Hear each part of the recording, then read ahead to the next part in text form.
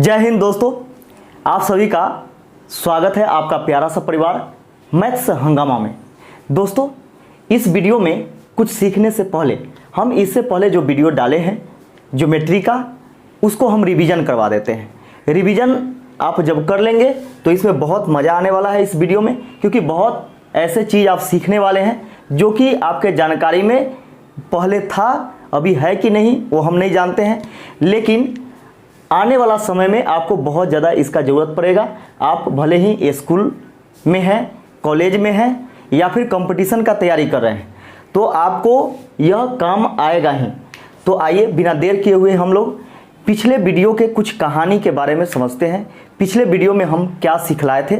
तो ज्योमेट्री, यहाँ पे देखिएगा कि ज्योमेट्री को हिंदी में ज्यामिति भी बोलते हैं और इसी को दूसरे भाषा में रेखा गणित भी बोला जाता है। ज्यामिति, आखिर ज्यामिति मानव को जरूरत क्यों पड़ा? तो आप जानते होंगे कि शुरू से ही हमारे ऋषि मुनियों ने, यानी प्राचीन काल से ही हमारे ऋषि मुनियों ने यज्ञ करते हुए आए हैं और यज्ञ के लिए हवन कुंड का जरूरत पड़ता था। तो हवन कुंड जब बनाते थे, जिसमें हवन करते हैं, यानी जिसमें आप हवन वगैरह करते हैं, जानते होंगे, तो विभिन्न आकारों का वह हवन कुंड बनाते थे, जैसे त्रिभुजाकार, पंचभुजाकार, षष्ठभुजाकार, अष्टभुजाकार, ठीक है। तो इस प्रकार के हवन कुंड बनाते थे। तो उनको वह जानकारी नहीं था कि यह क्या है, लेकिन वह बनाते थे, डिजाइन अच्छा लगता होगा इसलिए बनाते होंगे।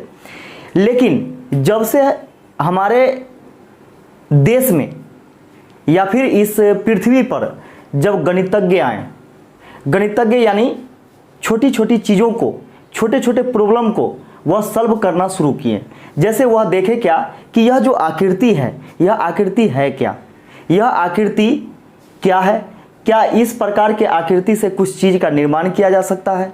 तो इन सभी चीज़ को वह पढ़ें, समझें और उन आकृतियों के बारे में बहुत गहन से अध्ययन किए, यानी गहराई से अध्ययन किए। अध्ययन करने के फलस्वरूप यह पता चला कि अरे ये तो बहुत कमाल का चीज़ है, इसके द्वारा हम क्या कर सकते हैं कि तरह तरह के चीज़ों को निर्माण हम कर सकते हैं। तो जैसे में आर्यभट्ट जी आप सुने होंगे, यूक्लिड या फिर उमर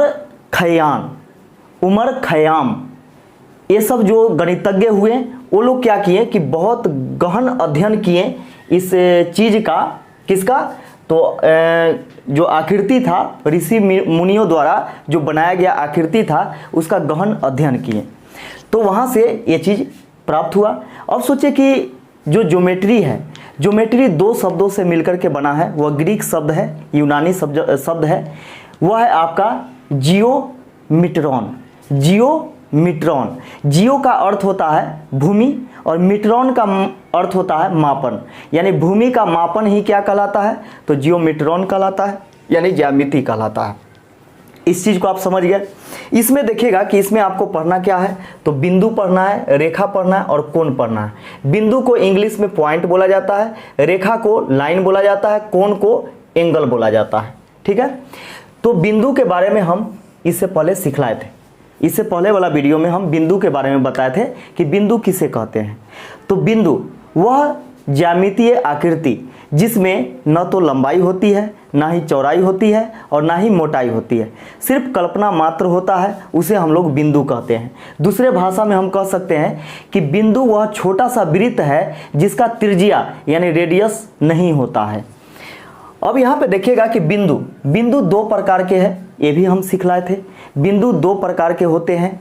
पहला बिंदु जो होता है वह आपका होता है संरेख बिंदु, जिसको हम लोग बोलते हैं कॉलिनियर पॉइंट। तो कॉलिनियर पॉइंट यानी संरेख बिंदु किसे कहते हैं, तो संरेख बिंदु तीन या तीन से अधिक बिंदु एक ही सीधी रेखा में जब हो, यानी एक सीधी रेखा में हो, तो उस बिंदु को हम लोग संरेख बिंदु कहते हैं। इसके बाद एक है असंरेख बिंदु, जिसको हम लोग बोलते हैं नॉन कॉलिनियर पॉइंट, ठीक है। तो असंरेख बिंदु को हम क्या कहेंगे, तो तीन या तीन से अधिक बिंदु जो अलग अलग डायरेक्शन में दिया गया हो, तो उसे हम लोग असंरेख बिंदु कहते हैं, ठीक है। अब इस वीडियो में हम लोग देखेंगे क्या कि रेखा।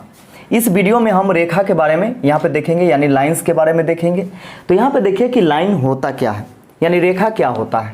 तो यहाँ पे देखिएगा कि रेखा यानी बिंदुओं का वह समुच्चय जो अनंत लंबाई तक गमन करती है, रेखा कहलाती है। बिंदु का वह समुच्चय जो अनंत लंबाई तक गमन करती है, यानी जिसका कोई अंत नहीं है। जैसे यहाँ पे देखिए, आप कोई भी लाइन खींचते हैं तो बिंदु से ही तो शुरू करते हैं। जैसे मान चलिए यहाँ पे पेन रखे इस प्रकार, तो ये तो एक बिंदु है और यहीं से आप ऐसे खींचते हैं। तो सोचिए कि इतना स्पीड में हम खींचे इसलिए पता नहीं चला, लेकिन सोचिए कि अगर रुक रुक के ऐसे ऐसे एकदम धीरे धीरे 2G के स्पीड में, जैसे 2G मोबाइल ना काम करता था सिम, उसी प्रकार अगर हम ऐसे ऐसे खींचते हैं तो देखिए एकदम छोटा छोटा बिंदु आपको पता चला है और ऐसे ऐसे धीरे धीरे हम लोग आगे बढ़ रहे हैं, है ना। इसमें असंख्य बिंदु होता है, ठीक है। तो यहाँ पे देखिएगा कि असंख्य बिंदुओं से जो अनंत लंबाई तक खींची जाती है रेखा, उसे हम लोग क्या कहते हैं, रेखा कहते हैं, है ना। तो यह अनंत बिंदु तक होता है, यानी अनंत लंबाई तक के होता है। इसका लंबाई का कोई अंत नहीं होता है, यानी एक बिंदु से खींची गई अनंत लंबाई तक का जो सफ़र होता है वही हमारा क्या कहलाता है, तो रेखा कहलाती है, ठीक है। अब यहाँ पे देखिएगा कि रेखा कई प्रकार के होती है। जैसे यहाँ पे देखिए सरल रेखा पहला जो है सरल रेखा, जिसको हम लोग बोलते हैं स्ट्रेट लाइन, ठीक है। तो वह रेखा जो एक बिंदु से दूसरे बिंदु तक बिना पथ परिवर्तन किए गमन करती है, उसे हम लोग क्या बोलते हैं, सरल रेखा कहते हैं, ठीक है। इसको दूसरे भाषा में हम कह सकते हैं कि सीधी रेखा को सरल रेखा कहा जाता है। जैसे देखिए सीधी रेखा को सरल रेखा कहा जाता है, ठीक है। तो वह रेखा जो एक बिंदु से दूसरे बिंदु तक बिना पथ परिवर्तन किए हुए, यानी बिना रास्ता परिवर्तन किए हुए यह गमन करती है, तो यह सरल रेखा कहलाती है। जैसे यहाँ पे देखिए दो बिंदु है, ए से बी तक के गया, है ना, और बीच में देखिए तो रास्ता चेंज हुआ है क्या, नहीं, बिल्कुल सीधी रेखा में गमन किया है। तो यह आपका क्या है, तो सरल रेखा है, यानी सीधी रेखा को हम लोग सरल रेखा कहते हैं। इसके बाद देखिएगा दूसरा है क्या, वक्र रेखा, जिसको हम लोग बोलते हैं कर्व्ड लाइन। वह रेखा जो अपना मार्ग परिवर्तन करते हुए जाए, वक्र रेखा कहलाती है। वक्र रेखा किसे कहते हैं, तो जो रेखा अपना मार्ग परिवर्तन करते हुए जाए उसे हम वक्र रेखा कहते हैं।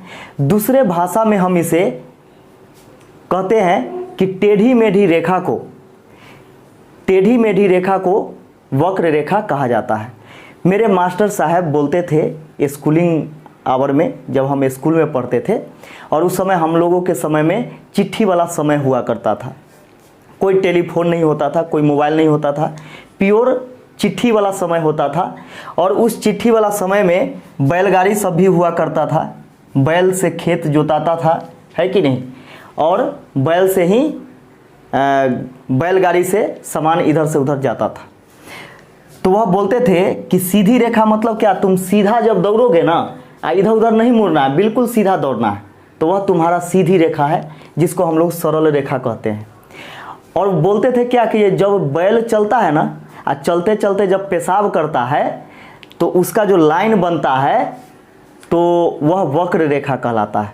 तो हम लोग देखते थे क्या कि ये बैल को पेशाब करते हुए नहीं देखे, वो भी चलते हुए, ठीक है। तो हम लोग बड़ी इंतजार करते थे कि बैल पेशाब करेगा और चलते हुए पेशाब करेगा तो कैसा उसका लाइन बनेगा, वो चीज़ देखने के लिए। कई दिन बीत गया और बीतने के बाद एक दिन देख लिए क्या कि एक बैलगाड़ी जा रही है और उसमें बैल लगा हुआ है और उसको पेशाब लग गया बैल को, ठीक है। तो वह जा रहा था तो दिखाई दिया कैसा रेखा, तो ऐसे ऐसे जा रहा है, ऐसे ऐसे, ठीक है, इस प्रकार का रेखा दिखाई दिया, ठीक है। तो हम बोले अच्छा, ऐसने रेखा को कहा जाता है वक्र रेखा। तो इसी प्रकार के रेखा को वक्र रेखा कहा जाता है। फिर सर से जाकर के पूछे, बोले कि जे सर आप जो बोले थे हम देखे हैं और ऐसा ही लाइन बना था, जमीन पर ऐसा ही लाइन दिखाई दे रहा था। बोले कि वाह वाह, तुम जान गया कि जे वक्र रेखा किसको कहते हैं, है ना। तो यहाँ पे इस प्रकार के रेखा जो टेढ़ी मेढ़ी रेखा होती है उसे हम लोग क्या कहते हैं, तो वक्र रेखा कहते हैं। इसके बाद देखिए किरण किसको कहेंगे, किरण को हम लोग इंग्लिश में रे बोलते हैं, है ना। तो यहाँ पे देखिए रेखा का वह भाग जो एक ओर अनंत परंतु दूसरी ओर निश्चित लंबाई तक गमन करे किरण कहलाती है। तो जैसे में देखिएगा कि माने चलिए यहाँ से इस प्रकार यह गमन करती है, तो एक तरफ निश्चित रहता है, एक तरफ जो होता है निश्चित होता है, दूसरे तरफ अनिश्चित लंबाई होता है। जैसे में आप सुने होंगे मोमबत्ती आप जलाते हैं तो मोमबत्ती का रोशनी बोलते हैं, रोशनी को ही किरण बोला जाता है, ठीक है। इसके बाद आप बोलते हैं कि टॉर्च जब जलाते हैं तो टॉर्च जब जलाते हैं उसमें से जो लाइट निकलता है तो भी एक क्या है, किरण है, यानी कुछ दूर तक के गमन करता है। और एक उसका जो टॉर्च रहता है आपके हाथ में रहता है, क्या टॉर्च के पीछे से भी लाइट जाता है क्या? नहीं, बिल्कुल यहाँ पे देखिएगा बिल्कुल यह स्टॉप रहता है, लेकिन दूसरे तरफ यानी जिधर से लाइट निकलता है बिल्कुल स्ट्रेट लाइन में क्या होता है कि गमन करता है, बिल्कुल सीधी रेखा में। तो वही चीज़ बोला गया कि रेखा का वह भाग जो एक ओर अनंत परंतु दूसरी ओर निश्चित लंबाई तक गमन करती है, किरण कहलाती है। तो देखिए यहाँ पे कि एक तरफ बिल्कुल गमन नहीं कर रहा है, लेकिन दूसरे तरफ क्या है, अनिश्चित रूप से गमन कर रहा है, यानी अनंत दूरी पर गमन कर रहा है। उसी प्रकार आप देखते होंगे सूर्य का किरण है कि नहीं, सूर्य का किरण, तो इस प्रकार आप देखते होंगे यह आपका किरण का सिंबल है, ठीक है। इसके बाद देखिएगा कि आगे आता है आपका समांतर या समानांतर रेखा। समांतर या समानांतर रेखा जिसको हम बोलते हैं पैरेलल लाइन, पैरेलल लाइन, ठीक है।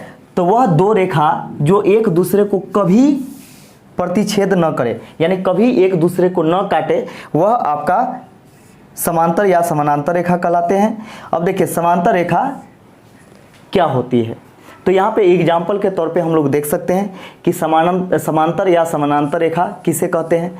तो बहुत ही बेहतरीन इसका एग्जाम्पल है कि आपका जो ट्रेन का पटरी जो होता है, ठीक है, वह पैरेलल ही बिछाया जाता है, यानी इस प्रकार बिछाया जाता है, और जहाँ तक वह जाता है बीच के दूरी समान होती है। हर जगह बीच का दूरी क्या होगा, समान होगा, और एक दूसरे को कभी यह नहीं प्रतिच्छेद करेगा, यानी एक दूसरे को यह नहीं काटेगा।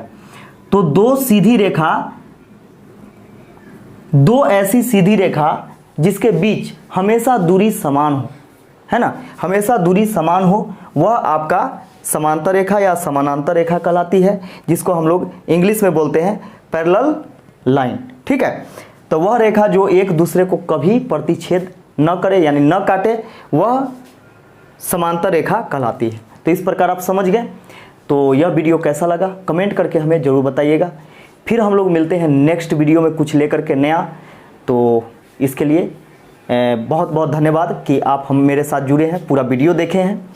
तो चलिए हम लोग अगले वीडियो में मिलते हैं। जय हिंद।